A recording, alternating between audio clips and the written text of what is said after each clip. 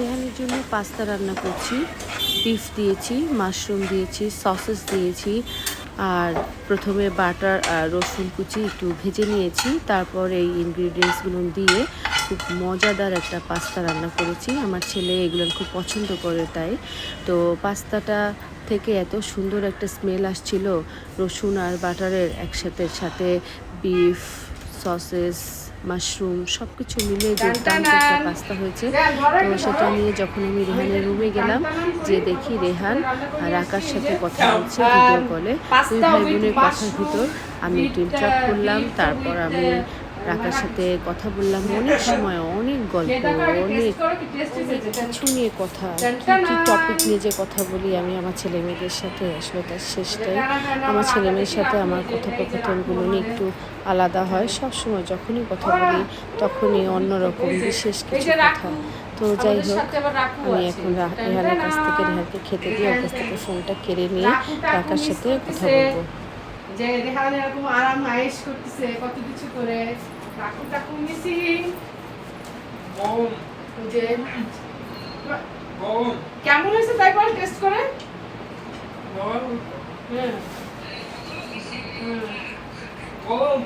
এই যে দেখ রাকু টাকু কি মিসিং।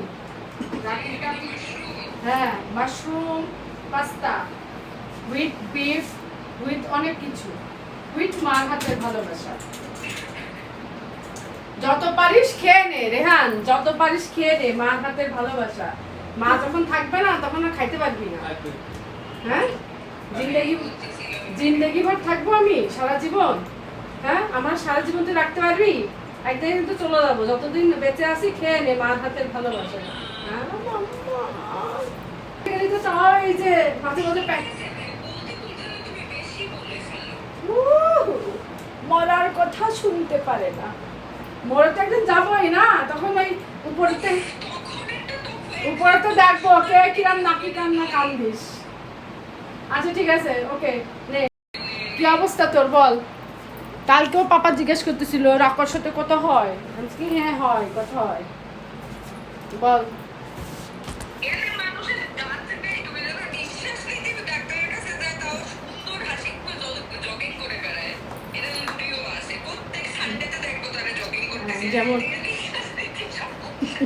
যেমন রেহান আমারে বলে, দাঁড়া তোরা দেখা যাচ্ছে না, রেহান আমাকে সবসময় একটা কথা বলে, প্রায় রেহান এই কথাটা বলে যে তুমি রানী এলিজাবেথের মতো হবা। রানী 90 ইয়ার্স ওল্ডও কত কিউট ছিল, কত সুন্দর ছিল, তুমি ওরকম থাকবা। যে আমি বলি যে আমি তো আর কদিন পর রেহান, আমি তো বুড়ি হয়ে যাব, আপুরা আমার যেসব দেখছে, তুই তো, আমি বুড়ি হয়ে যাব, তুই তো দেখতে পারবি না এসব বলে। তুমি কুইন এলিজাবেথ, তুমি সবসময় দেখতে পারবা। রেহান এই কথা সবসময় বলে, অলওয়েজ বলে। আমি এটা বলি যে রেহান আমাকে বলে এই কথা, মানে মোটিভেট করে রেহান সবসময়। তুমি কুইন এলিজাবেথের মতো থাকবা, কিউট থাকবা, তুমি এরকমই থাকবা, তুমি কখনো বুড়ি হবে না। ওই আশ্রয় নেই, যেদিন একটু আশ্রয় নাই, কার কেবল রান্না, যাই হোক সবকিছু ঠিকঠাক। আর হলো যে চুলের প্যারা হলো যে রান্নাঘরে রান্না করতে গিয়ে ঘেমে চুল আটা হয়ে যায়, তাই এরকম দেখা যায়। আর ওই যে অ্যাজ ইউজুয়াল একদম ধাম করে উঠে রান্নাঘরে চলে গেছি, কোনো সাজুগুজু নাই, একটু একদম। সবাই বলে আজকাল, অনেকে আবার বলে আপনি কি বুটক্স করছেন নাকি, আপনি কি ওই যে কি বলে, মানে দিন দিন এত ইয়াং হচ্ছেন কেন, ওই যে বিউটি সার্জারি কি ওটারে কি বলে জানো, কসমেটিক সার্জারি, মনে করতে পারে কসমেটিক সার্জারি করছেন নাকি, মানে দিন দিন এত ইয়াং হচ্ছেন কেন, বয়স বাড়তেছে আর ইয়াং হচ্ছেন কিভাবে, এই মানুষের কোশ্চেন। বলে ভাই এটা হলো এসব কিছুই না, আল্লাহ ব্লেসিংস অফ গড, আল্লাহ ঝেড়ে ফেলতেছে, বৃষ্টির মতন একদম ঝেড়ে ফেলতেছে। মানে আমি নানি দাদি হয়ে গেলে এরকম থাকবো, নানি হয়ে যাব, দাদি হয়ে যাব, এরকমই থাকবো। এই যে ধাপ করে কিচেনে যে রান্না বান্না করে একদম নেচে গে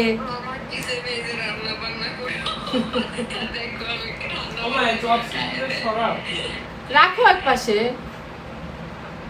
তো যাই হোক,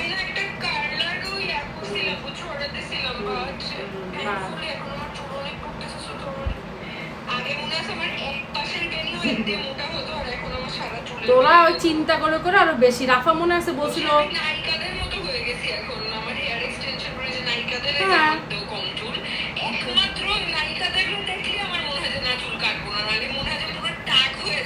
কিচ্ছু করতে হবে না।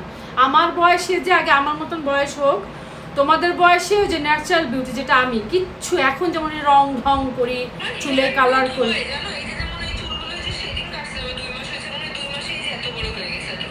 ওই হ্যাঁ অবশ্যই। ওই যে রাফা মনে আছে চুলকে, সেই চুল দেখো রাফার কাটে ফেলা, আম্মু চুল কাটে ফেলাবো পড়তে, মানে মনে আছে সেই চাইনায় থাকতে। তো ওই রকম একটু ধৈর্য ধরো, পরে দেখবা যে চুল দেখলে যখন দেশে এসে সুন্দর করে চুল দেখে মানুষ যে ওইখানটা অ্যাকচুয়ালি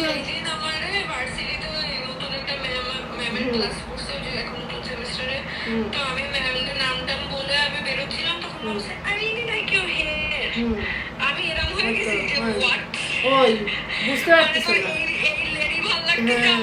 দেশে আসো, তুমি যে হাইট, তোমার যে হাইট ওই চুল মাজা পর্যন্ত যাওয়া, তারপর ওটা তো আরো যত্ন,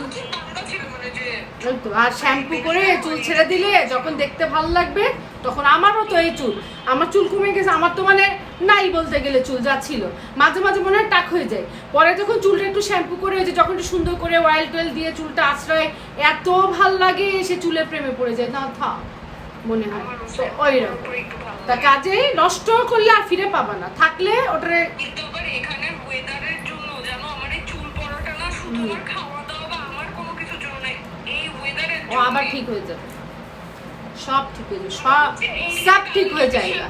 দেখো আমার দেখে চুল মনে হচ্ছে যে দেখো চুল কিরকম খাবলা হয়ে পড়ে যাচ্ছে, সব ঠিক হয়ে যায়। যে বাইরে বেরিয়েছি আজকে সকালে রোদ লাগছে, ঘামছে মাথা, সাথে সাথে অয়েলি হয়ে যায়, সব ঠিক হয়ে যায়। যে আমি প্রতিদিন বলি আমার কিউটি মেয়েটাকে, আল্লাহকে শুধু বলি আল্লাহ আমার কিউটি মেয়েটাকে তুমি কিউটি করে রাখো। ও যেমন আমার জন্য, আমার খুশির জন্য কি না করছে, আর তুমি ওর খুশির জন্য তোমার হাতে সঁপে দিলাম, তুমি তোমার তো কি না করা লাগবে না, তুমি খালি একবার ভাবলেই হয়ে যাবে। তো ওয়েট, আচ্ছা তুমি খালি ভাবলেই হয়ে যাবে, আর ও তো কি না করছে আমার খুশির জন্য, আমার মেয়েটা আমার খুশির জন্য কি না করছে, মানে পাগল ধাপড়ায় নিয়ে বেড়াইছে। তা তুমি আমি পাগল হয়ে গেছিলাম না মাঝে, তা ধাপড়ায় নিয়ে বেড়াইছিলি না তুই?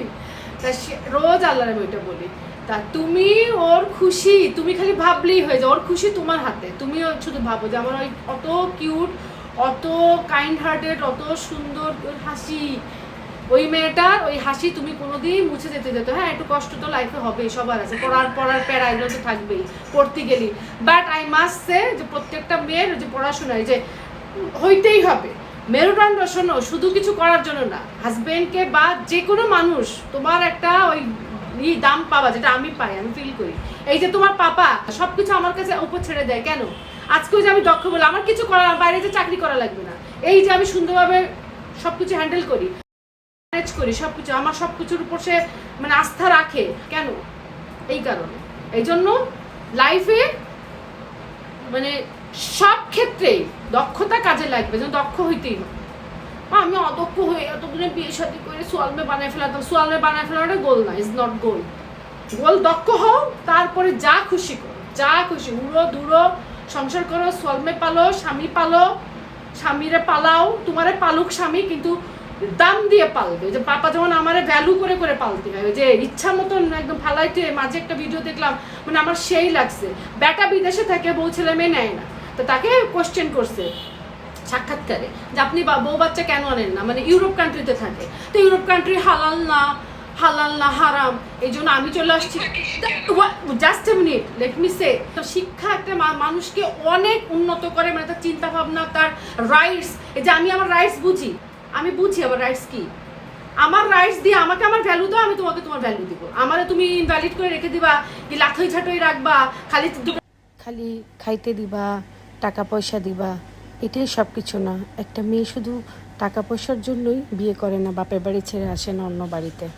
একটা মানুষের জন্য নিজের সমস্ত প্রিয় ঘর বাড়ি আপনজন সব ছেড়ে চলে আসে শুধুমাত্র তার মুখের দিকে তাকিয়ে, শুধু ভাত কাপড় আর টাকা পয়সার জন্য না। এটা তো বুঝতে হবে। হুড় নিয়ে ঘুরতেছে, জান্নাতে আছে বলতেছে হুড় নিয়ে ঘুরতেছে, তা বউ কি করবে?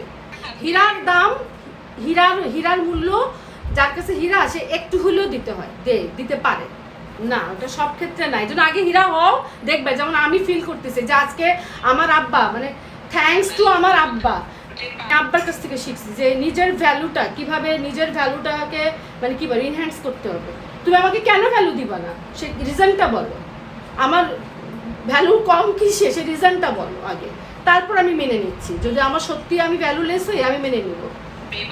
কিছু ভালোবাসার উপরে বা অন্য ভালো মানুষের উপরে সেটাই ডিপেন্ড করে, বাট ওই সেটা তো আমি জানি, সেটাই তো বলতেছি, সেটা তো মানুষ জানে না যে তোমার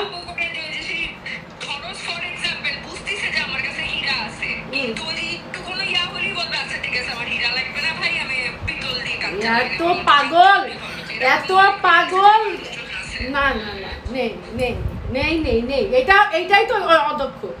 এইটাই তুমি যখন, হ্যাঁ, পার্টনার কি হবে তুমি জানো না, ইউ নো নেভার নোজ যে তোমার পার্টনারটা আসলে কি হবে। এই জন্য তোমার কাছে আগে যে যুদ্ধের